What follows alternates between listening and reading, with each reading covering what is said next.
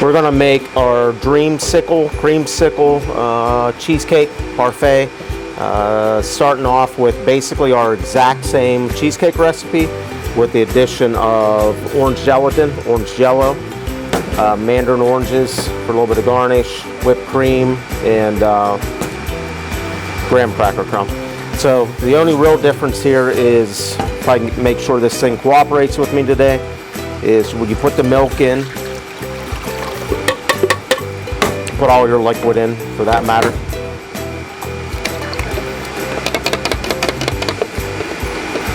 And then you have to add your gelatin and leave it bloom, right? So all we're looking to do is rehydrate all the gelatin so it's not gritty.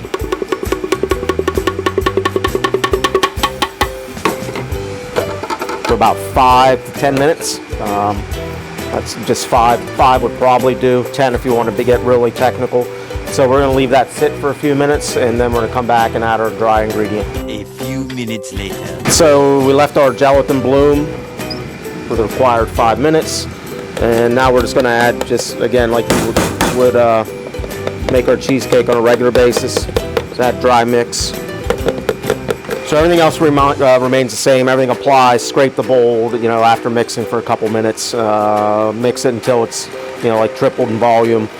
And that's pretty much the gist of it. So we're gonna leave it whip up here for a little bit, and then we'll come back and assemble it. Okay, so we're whipped up.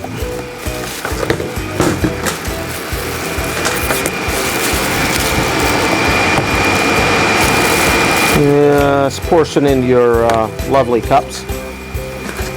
Obviously line the bottom with graham cracker crumbs. Excuse me.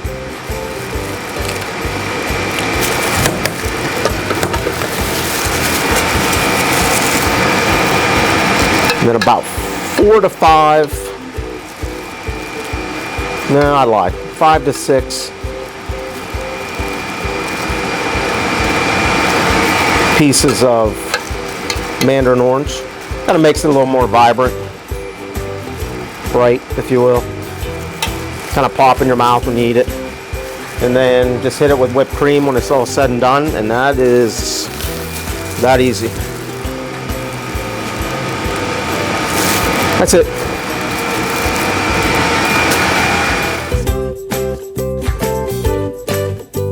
All right, so next we're going to talk about our chicken and waffles. So this is PA Dutch style, right? So waffles, we're using a pre-made frozen Belgian waffle. Already cooked, frozen, comes in frozen rotisserie chicken, portioned. This will actually get microwaved and then go on the waffles hot. Did forget to mention, waffles will be microwaved and then finished in the oven to crisp up a little bit. We're going to use a little bit of mashed potatoes just for some kind of additional height and kind of hold everything together, like the chicken and whatnot and the gravy. We'll show you that when we assemble it.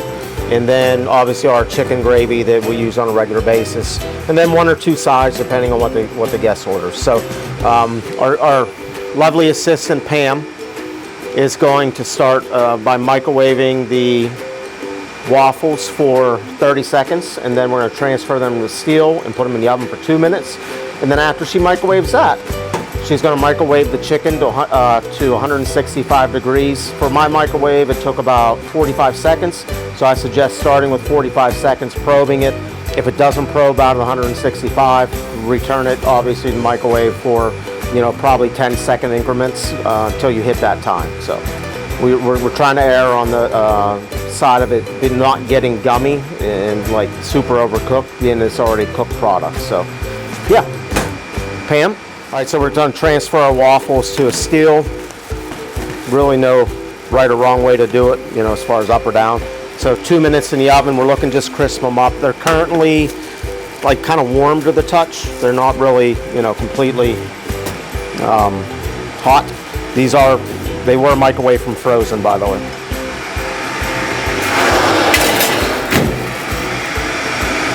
All right, so 2 minutes.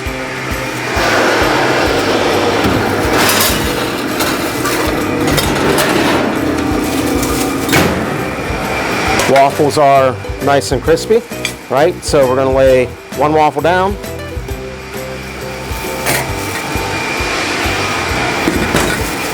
Gonna do blue scoop, mashed potatoes, right? Do a little divot. Your school lunch kind of situation, you know.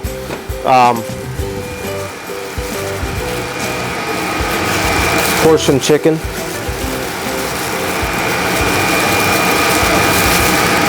It's a very substantial meal, right? So the mashed potatoes kind of keep the chicken from falling all over the place, gives a little bit of height. Then we're gonna go waffle, kind of off center. As soon as I find my ladle, we'll be good to go.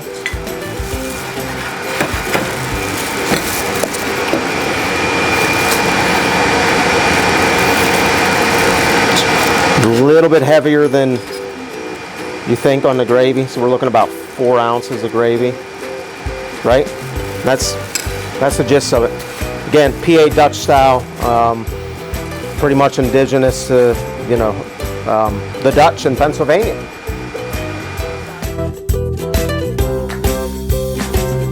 The last one is actually a Philly cheesesteak, but a pizza cheesesteak, using everything we have in the building already. Our puck, hot marinara, a little bit of garlic butter, right? So this is the garlic butter that we use on the garlic bread, mozzarella cheese in the ribbons of pepperoni, and obviously our roll. So we'll prepare this, start off preparing this just like we do normal, right? A little bit of prep on the grill, a little bit of dust. And about halfway through cooking, we're going to incorporate pepperoni. And then at the very end, we're going to incorporate a little bit of garlic butter just for a little bit additional flavor. Again, it will cook off, but it'll pick up something.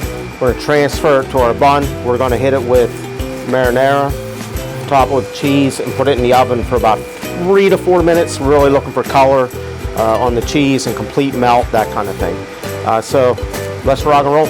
Okay, so we're approximately halfway. Pepperoni.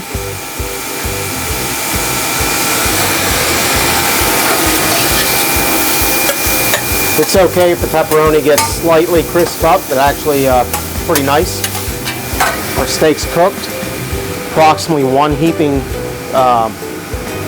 hold on, I'm trying to remember what they're called. What's it called?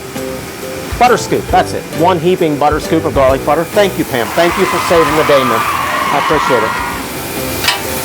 And just work that in just till it's melted, okay? And then transfer to your roll. I can do this without destroying it.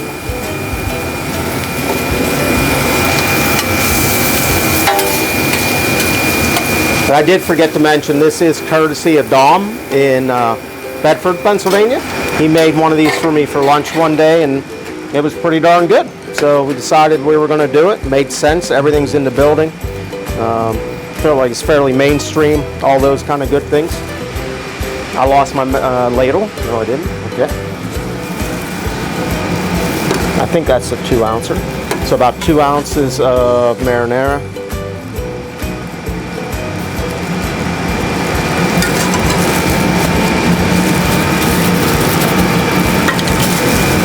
The mozzarella.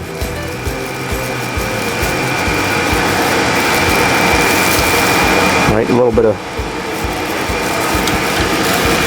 save that back. So that was actually a 2 ounce portion. We're going to cut that back to about 1.5 ounces. It's just a little bit excessive because, I mean, obviously the cheese will melt and expand as it melts. So we're going to go with 1.5 ounces, and I'll make that adjustment on the recipe. Then into the oven for, again, 3 to 4 minutes.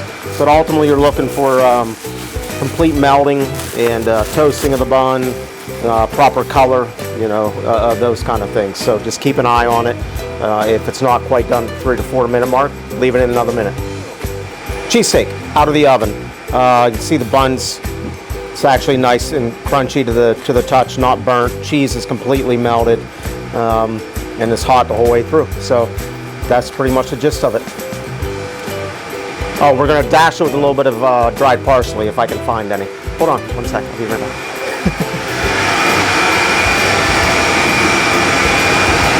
Just like me, there you go.